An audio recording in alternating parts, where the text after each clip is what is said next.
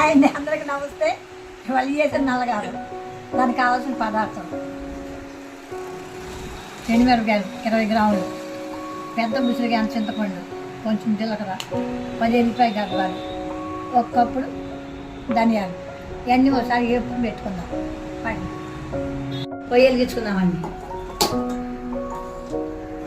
గిన్నె పెట్టుకుందాం. నరసింహ ముందు పోసుకుందాం. నూనె వేడెక్కిందండి. ఎండుమిరపకాయలు వేసుకుందాం. గింజలు రాకుండా వేసుకుంటే దగ్గు రాదండి. గింజలు తర్వాత వేసుకోవచ్చు.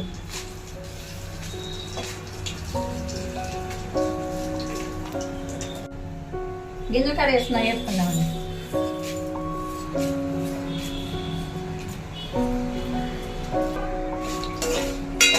మిరపకాయలు మాడిపోతే కారం చేదు వస్తుంది. మాడిపోకుండా సన్న శాఖలో వేపుకోవాలి.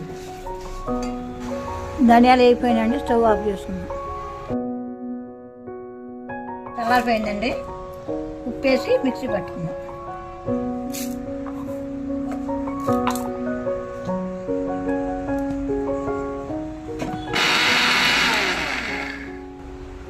చింతపండు వేసినాడు.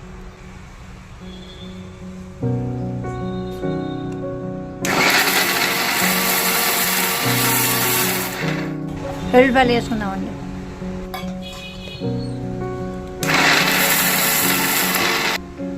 జీలకర్ర,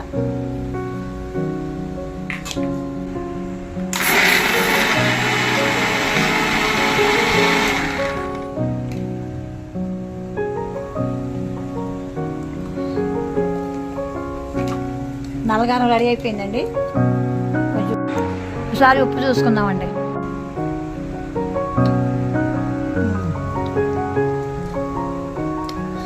సరిపోయిందండి. నాకు ఉప్పు కూడా సరిపోయింది.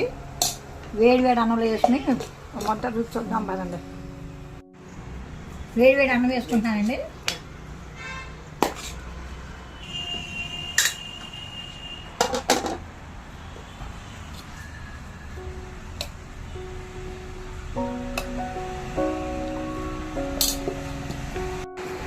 చాలామంది నెయ్యి వేసి తింటారండి. నూనె వేసి తిని ఒకసారి ట్రై చేయండి. చాలా బాగుంటుంది.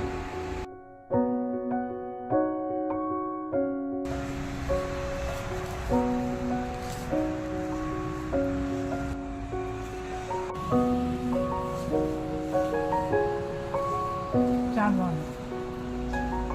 మీరు ట్రై చేసి చూడండి. చాలా బాగుంటుంది.